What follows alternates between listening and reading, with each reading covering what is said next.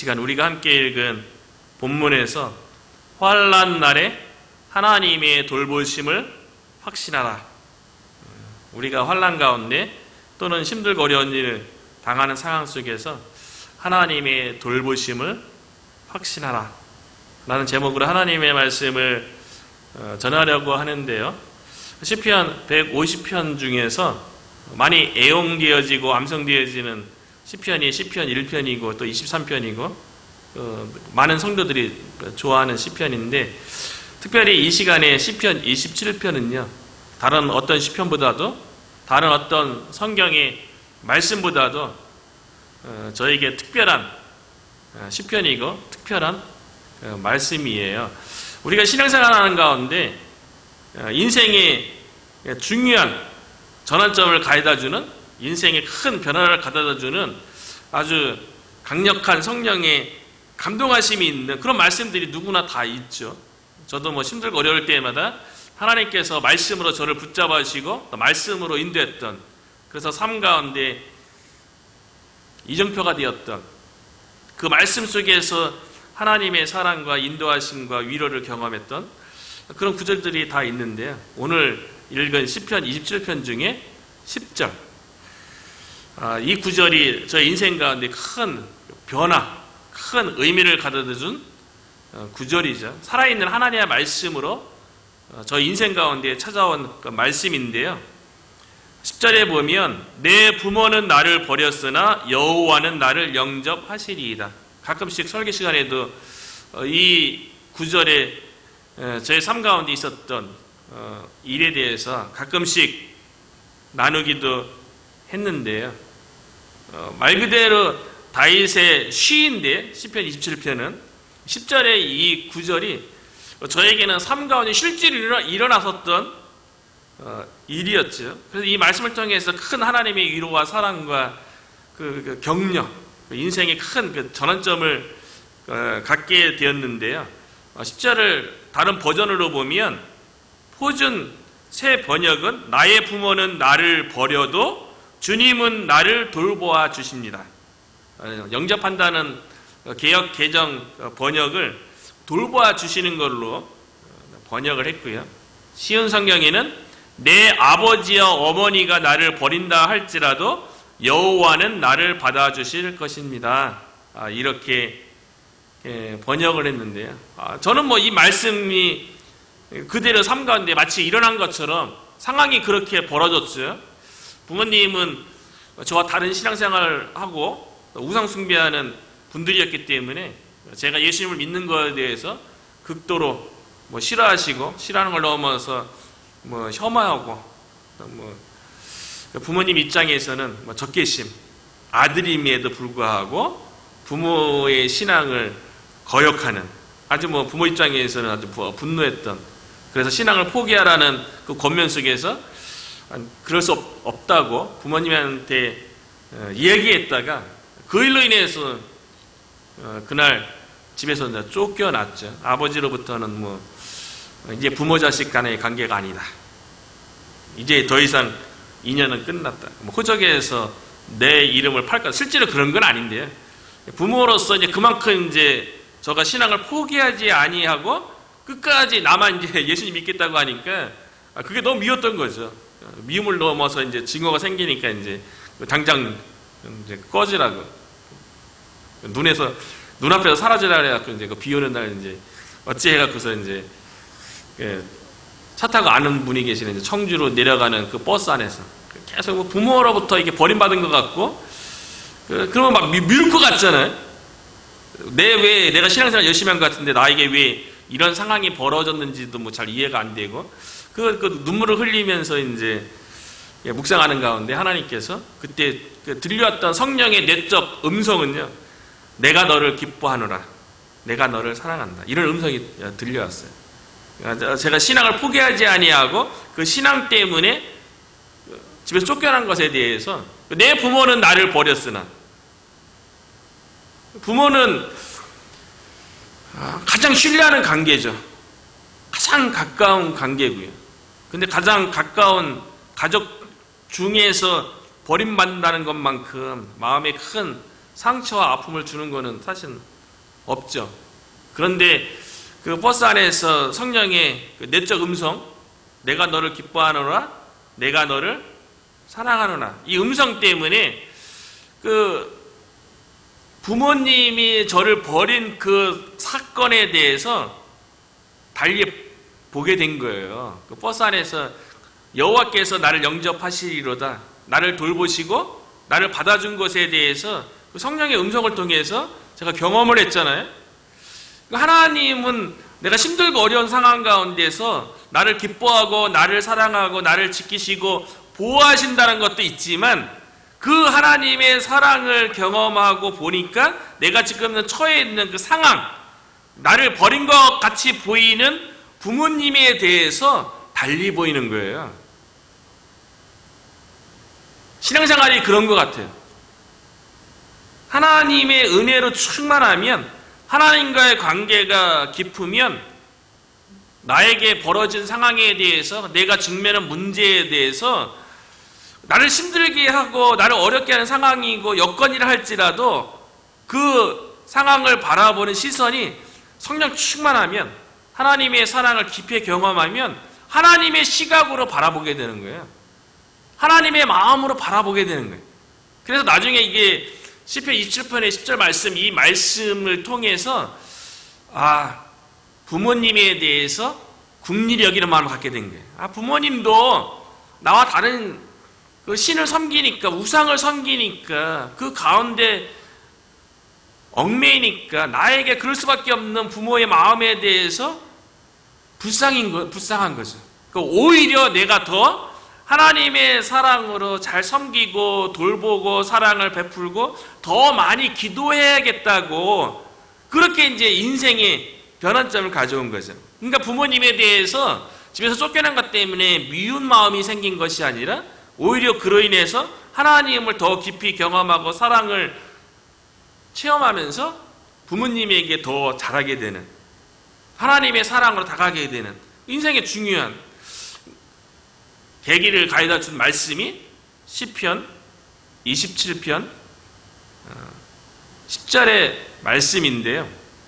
다윗이 지금 처해 있는 상황이 내 부모로부터 버림받은 것 같은, 그러나 하나님께서 받아주시고 하나님께서 사랑으로 다윗을 돌봐주는 그런 상황 가운데서 하나님을 향해서 믿음은 고백을 한, 믿음의 노래, 찬양을 한 것이 시편 27편의 말씀이에요. 그러니까 역사적 배경은 여러 이렇게 신학자들이라든가 성경학자들의 오늘 시편 27편에 대해서 그냥 성경에는 다윗의 시로만 나와 있는데, 본문을 쭉 읽고 묵상해 보면 다윗이 환란이 어떤 환란인지에 대해서 대충 짐작은 가요.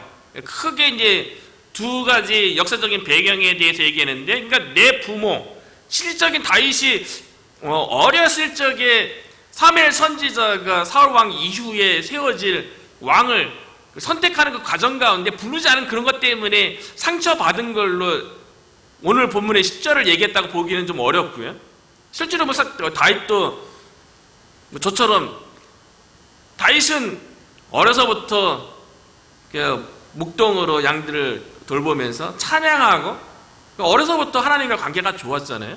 그렇기 때문에 부모님이 왕을 뽑는데 자신을 이렇게 부르지 않은 것에 대해서 그것 때문에 크게 상처받거나 그러지는 않았을 것 같아요. 그러니까 내 부모는 나를 버렸으나, 이 표현을 보면 아마 그러니까 가장 신뢰하고 가장 가까이 있는 사람부터 배신당한 상황, 그런 거죠. 다윗이 그랬던 적이, 가장 아들들 중에서 가장 사랑했던 압살롬이 아버지에게 반역을 해서 구테타를 일으켜서 왕권을 빼앗은 다음에 아버지를 이제 몰아내고, 나중에는 이제 아버지를 쫓죠. 죽이려고, 아들이 아버지를 죽이려고 쫓는, 이것도 내 부모는 나를 버렸으나, 그 상황도 거의 부모로부터 버림받는 거나, 내가 사랑하는 아들이 나를 반역해서 배신하는 행위나, 그 마음의 상처와 아픔은 뭐 동일한 거죠. 그때라고 압살롬에게 쫓길 때, 그때가 오늘 본문의 배경이라고 얘기하기도 하고요. 또 다윗이 사울 왕에게 쫓길 때, 다윗에게 사울 왕은 누굽니까? 장인 어른이에요. 다윗의 사랑하는 아내인 미갈의 아버지가 사울 왕 아니겠어요? 혈육 관계죠. 가족 관계죠. 근데 장인 어른이 사위인 다윗을 쫓을 때 버린 거죠. 사위로서 대우하는 게 아니잖아요.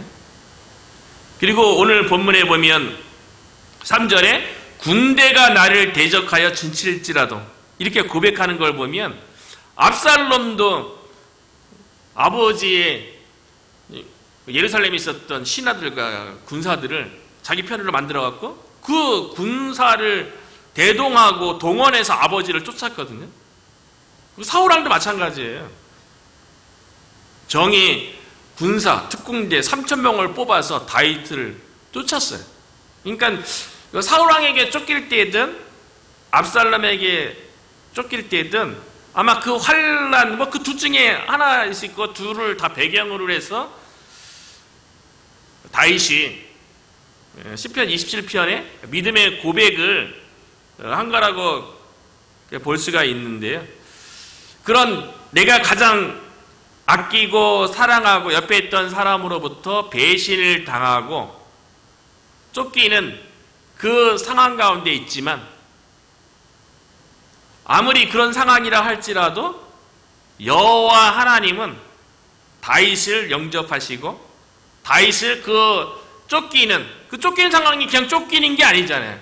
오늘 내일 생명의 위협을 당하는 쫓아오는 군인에 의해서 붙잡히면 죽임당하는 거 아니겠어요? 다윗 입장에서는. 그런데 그런 상황 가운데 하나님께서는 여호와 하나님께서는 내가 신뢰하고 믿을 만한 사람이라 할지라도 그래서 10절을 보면 아무리 내 가까운 가족이고 아무리 내가 신뢰한다 할지라도 신뢰할 만한 사람이 안 되는 거죠. 내 부모조차도 내 자녀조차도 그 내 장인어른조차도 나를 버리는데 그러니까 인간관계 속에서는 인간은 신뢰할 만한 존재가 안 되는 거예요. 오직 여호와 하나님만이 우리가 신뢰할 수 있고 그 여호와 하나님만이 우리를 만족해 한다는 것을 10절에서 보여주는 거죠. 다윗이 쫓기는 상황 가운데 환난 가운데 하나님께서 자신을 보호해주고 돌봐주고 있다고 고백하는데요.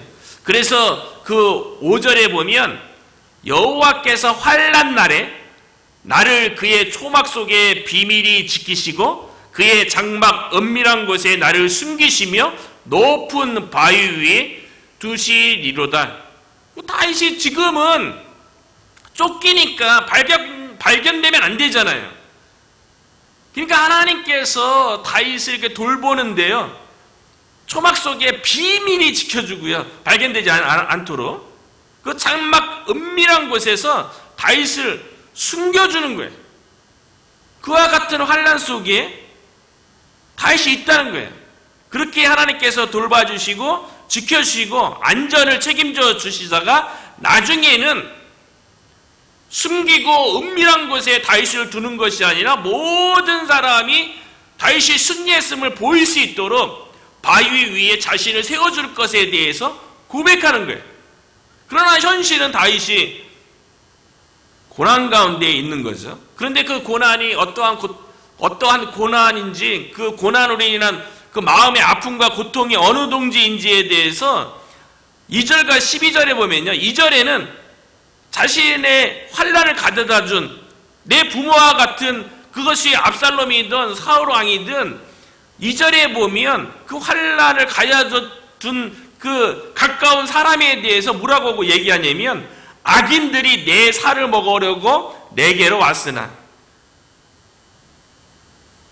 자신을 힘들게 하는 그 사람들이 악하다는 거예요. 악인들이 그 자기 자신을 살을 파먹는 것처럼 그 고통, 그렇죠. 가족 중에서 나를 배신했는지 살을 에이는 듯한 고통이죠. 그래서 그 나를 힘들게 하는 그 사람에 대해서 악인들이라고 얘기하고 나의 대적들이고 나의 원수들이라고 이야기하면서요, 12절에는 내 생명을 내 대적에게 맡기지 마소서. 그 대적들이 지금 생명을 좀 취하려고 위협하는 상황 가운데 있고요. 그런데 그 사람들은 위증자요, 악을 토하는 자라고 이야기하면서 자신을 치려고 일어난 상황 가운데 있습니다. 그래서 지금 도망 다니는 가운데 있고, 하나님께서 이제 숨겨주셔서 하나님의 보호 가운데 다윗이 있는 거죠. 그 상황이 너무 힘들잖아요. 대적들, 원수들, 자기 다윗에 대해서 위증자들, 악을 토하는 자들. 압살롬이 아버지를 반역할 적에 이스라엘 백성 가운데 아버지 다윗을 되게 나쁜 사람으로, 되게 불의하고 악한 사람으로 막 거짓말을, 소문을 내서 자기 편으로 만들지 않았습니까? 그 상황 가운데 있는 다윗의 마음이 그 가장 가까운 사람 가운데 자기 자신에 대해서 모함을 하고 막 거짓을 말하고, 그래서 그 사람들이 내 반대편에 서서 나를 죽이려고 쫓아오는 그런 상황 가운데 다윗이 얼마나 고통스럽고 얼마나 힘들겠어요. 어쩌면 하나님에 대해서도 원망할 수 있잖아요. 그런데 시편 27편에 보면 다윗은 그렇게 자기가 환난에 처하고 환난에 처하도록 그 상황을 만든 사람들에 대해서 막 원망하거나 뭐 저주하거나 그러지 않죠. 오로지 자기 자신이 그 환난을 감수하고 그 환난 가운데서 하나님을 찾고 하나님의 의지하고 하나님의 구원을 바라보는 모습으로 다윗이 있다는 것을 우리가 발견하게 되는데요. 이런 다윗의 모습을 보면서 우리들도 삶 가운데 힘들고 어려운 일 만날 수 있죠. 환난 만날 수 있죠.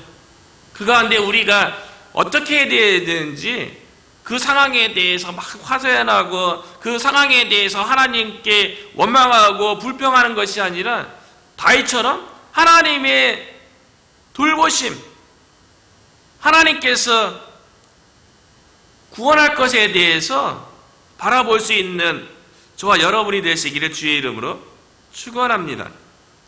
다윗이 믿음의 고백으로 환난 가운데 시편 27편을 노래하는데요.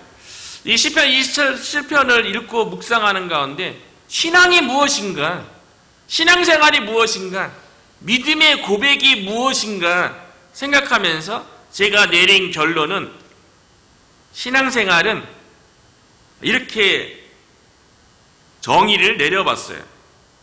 믿음생활, 신앙생활이란 과거에 하나님께서 행하신 은혜를 기억하는 거예요. 가장 중요한 거예요. 과거에 하나님께서 우리 가운데 행하신 은혜를 기억하는 거예요. 신앙은요. 신앙생활, 신앙 고백이라는 거는요. 그리고 현재에는 그 하나님의 은혜에 대해서 누리는 거예요. 나를 하나님의 은혜로 나를 구원했다면 그 하나님의 은혜가 지금도 함께하기에 그 하나님의 은혜를 누리고요. 미래에 대해서는 하나님께서 행하실 은혜에 대해서 그 하나님의 은혜가 함께하기 때문에 그 하나님의 은혜가 앞으로 나의 삶 가운데 행할 것에 대해서 기대하는 마음을 갖는 것이 신앙생활이고 믿음생활이고 신앙 고백이라는 거죠. 그래서 다윗이 시편 27편을 통해서 환난 가운데 처한 상황에 대해서 고백을 하고 하나님에 대한 믿음 고백을 막 하잖아요. 근데 믿음이라는 거는 자기 느낌을 얘기하는 게 아니에요. 자기 생각, 하나님에 대한 생각을 얘기하는 게 믿음 고백이 아닙니다. 그리고 자기가 가지고 있는 하나님에 대한 지식을 이거 고백하는 게 믿음 고백이 아니에요. 그러니까 믿음 고백이라는 것은 과거에 내가 하나님의 은혜를 직접 경험한 것, 내가 직접 하나님을 만난 그 체험을 배경으로 하나님에 대해서 믿음 고백하는 거예요. 그래서 다윗이 지금 환난 가운데 있는데 믿음 고백을 하는데요. 과거에 다윗의 삶 가운데서 행하셨던 하나님의 은혜에 대해서 믿음 고백을 하는 거예요. 그거 되게 중요해요. 우리가 믿음이 좋다는 것은 뭐냐면 과거에 하나님을 만나고 경험하고 그것을 기억하는 것이 확고한 게 믿음이 좋은 거예요. 그래서 다윗이 환난 가운데 하나님을 향한 믿음 고백을 드리는데요. 1절에 보면 다윗이 이렇게 고백하죠. 여호와는 나의 빛이요 나의 구원이시니 내가 누구를 두려워하리요. 여호와는 내 생명의 능력이시니 내가 누구를 무서워하리요. 1절만 읽었는데요. 1절 이 한 구절 속에 아이라는 표현이요 5번 나와요.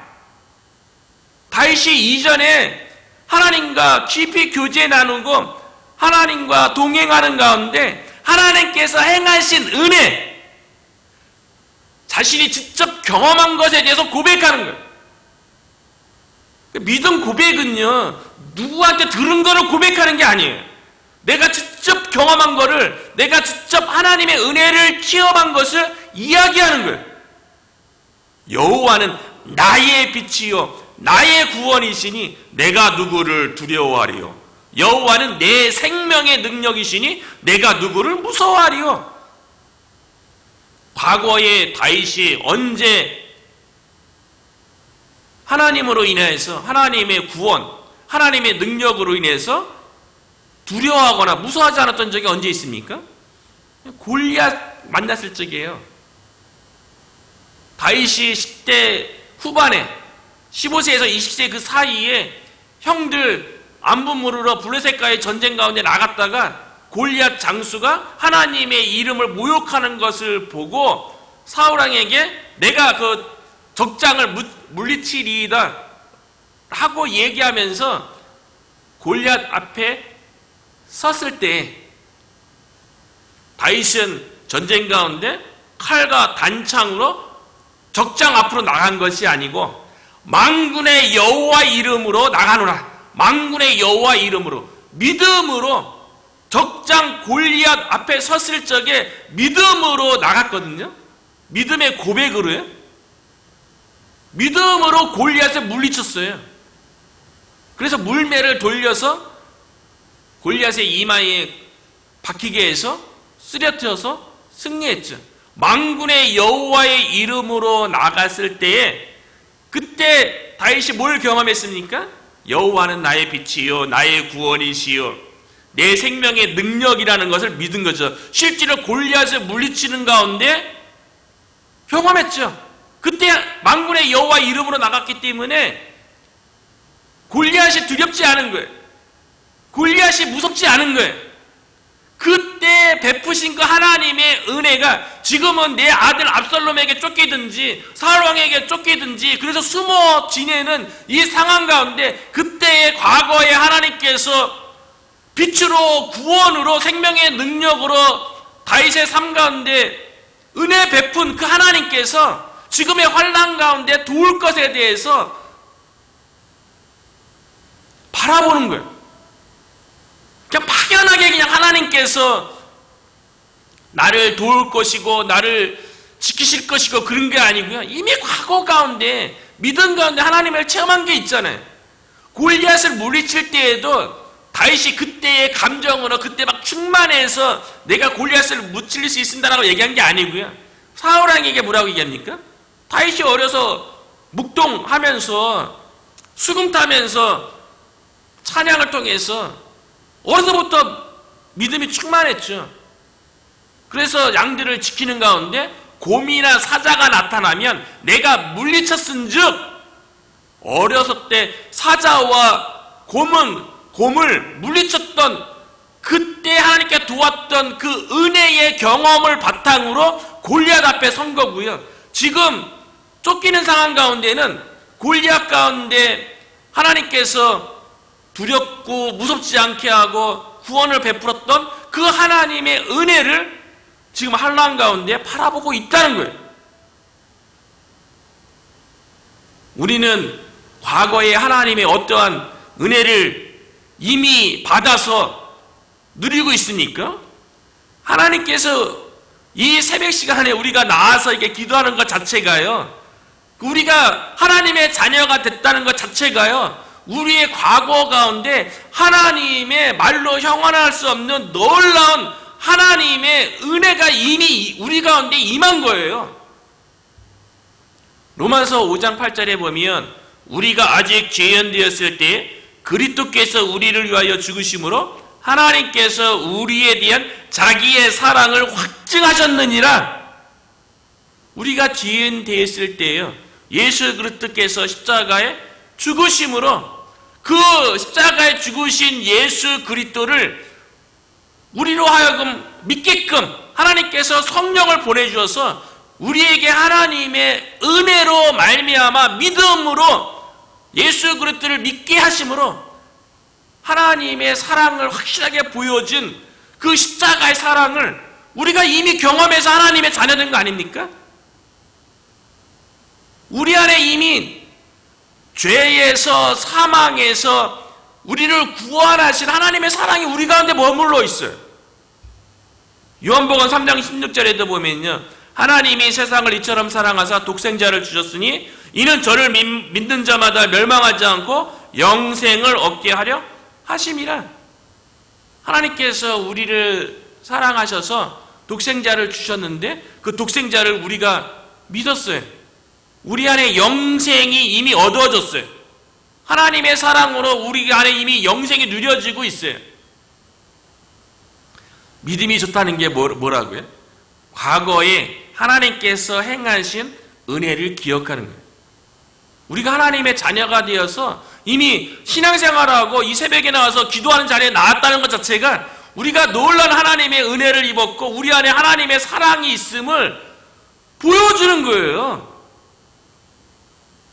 그런데 우리 안에 있는 그 하나님의 사랑이, 죄와 사망에서 우리를 구원하신 그 하나님의 사랑이 현재 내가 직면하고 있는, 내가 당하고 있는 그것이 힘들고 어려운 일이든 고난이든 환난이든 해결하지 못할 일이 뭐 있습니까?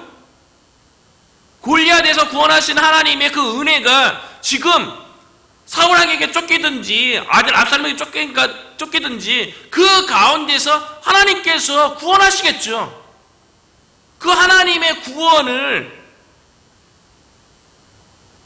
지금 다윗이 환난 가운데 바라보고 있는 거예요. 그래서 환난 가운데 다윗이 고백하기를요, 현재죠, 과거의 하나님의 은혜를 고백하면서 4절에 보니까요, 내가 여호와께 바라는 한 가지 일 그것을 구하리니 곧 내가 내 평생에 여호와의 집에 살면서 여호와의 아름다움을 바라보며 그의 성전에서 사모하는 그것이라. 다윗은 알고 있어요. 과거의 하나님의 은혜로 구원을 경험한 적이 한두 번 있었던 게 아니에요. 그래서 현재 당하는 환난 가운데서도 동일하게 하나님께서 구원 베풀 것에 대해서 다윗은 확실하게 믿고 있어요. 그래서 그 환난 가운데 하나님께서 이 환난을 주셨다면 이 환난 가운데 하나님의 나를 더 가까이 만나기를 원하는구나. 하나님께서 이 환난을 통해서 나를 향한 특별한 또 다른 계획이 있구나. 그래서 다윗이 지금 현재 있는 그 환난 가운데요, 한 가지, 평생 기도 제목 딱 한 가지는 뭐냐면 하나님의 집에서, 성전에서 하나님의 아름다움만 바라보는 거예요. 하나님의 아름다움. 우리가 보기에는 추하고 안 좋고 불행하고 막 그런 것 같은데 하나님의 눈으로 바라보면 모든 것이 아름다운 거예요. 환난 가운데 있다 할지라도요. 그래서 다윗이 평생 가지는 단 한 가지 소원, 하나님의 아름다움을 바라보는 거예요. 하나님만 사모하는 거예요. 그래서 13절에 보면 그 하나님의 아름다움, 하나님을 왜 사모하는지에 대해서 구체적으로 얘기해주고 있는데요, 13절에 이렇게 고백하는 거예요. 다윗이요, 내가 산 자들의 땅에서 여호와의 선하심을 보게 될 줄 확실히 믿었도다. 여호와의 선하심이 지금은 드러나지 않았어요. 여전히 환난 가운데 있어요. 도망자의 신분이에요. 마음은 고통스럽고 아파요. 나를 둘러싼 사람들이 대적이고 원수고 행악자고 막 그렇다고요. 그런데 다윗은 그 가운데 여호와의 집 성전에서 하나님의 아름다움을 바라보고 하나님과 깊이 교제 나누는 그 하나님을 갈망하고 사모하는 마음을 가지고요. 그 마음속에 확실하게 믿는 것은 뭐냐면 나중에 이 환난이 지나면 여호와의 선하심을 내가 보게 될 거라는 거예요. 여호와의 선하심에 대해서는 많이 설교되어지는 주제죠. 저도 가끔씩 자주 언급되는 거고요. 여기서 여호와의 선하심이 우리가 잘 알고 있는, 늘 강조하는, 시부리 먹기 안 되는 아주 중요한 단어 중에 하나라고 늘 얘기하는 그 토부예요. 토부. 창세기 1장에 나오는 하나님께서 말씀대로 창조하시고 보시기에 좋았더라. 그게 좋았더라가 토부예요. 히브리어 토부가 번역되어지면 여러 가지 의미가 있어요. 좋았더라, 선하다, 착하다, 아름답다, 탁월하다. 기본적인 의미는요, 토부의 배경을 이루는 기본적인 의미는요, 하나님의 계획대로, 하나님의 의도대로 되어지는 것, 그게 토부예요. 하나님의 말씀대로 창조되어지니까 여호와 보시기에 의도대로 되니까 좋은 거예요. 하나님께서 보시기에 의도대로 계획대로 행하는 것이 착한 거고 선한 거예요. 하나님께서 보시기에 그것이 뭐 어떤 계획이든 어떤 뭐 목표든 하나님께서 의도대로 되어지는 게 아름다운 거예요. 하나님의 의도대로 되어지는 게 탁월한 거예요. 환난 가운데 다윗이 뭘 확실하게 믿었다고요? 여호와의 선하심을 보게 될 거라는 거예요. 지금은 환난 가운데 모르죠. 지금 환난 가운데는 과거에 행했던 하나님의 은혜를 바라보면서 의지하면서 그 하나님께서 나를 지키시고 보호하시고 돌보시고 여호와는 나를 영접하시리이다. 그 하나님의 돌보신 가운데 있어요. 그러나 그 환난의 상황 그대로 있고 마음의 아픔과 고통 그대로 있는 거죠. 그러나 시간이 지나면 반드시 여호와의 선하심을 보게 될 거라는 거죠. 다윗이 그런 신앙으로 여호와의 선하심을 늘 바라봤다는 것에 대해서 시편, 우리가 잘 알고 있는 23편에도 고백하는 내용 아닙니까? 내 평생에 선하심과 인자하심이 반드시 나를 따르리니 내가 여호와의 집에 영원히 살리로다. 다윗의 평생이에요. 하나님의 선하심, 토부, 하나님의 인자하심, 헤세드, 하나님의 무조건적인 그 사랑이 자신을 따를 거를 알기 때문에 그 사랑을, 그 하나님의 선하심을 경험하기 위해서, 근데 우리는 환난 가운데 힘든 일 가운데 있으면요, 하나님을 더 바라보고 더 교제하면서 그 선하심과 인자하심을 바라봐야 되는데 그러지 못하잖아요. 그러니까 다윗이 고백하기를 내가 여호와의 집에 영원히 살리로다.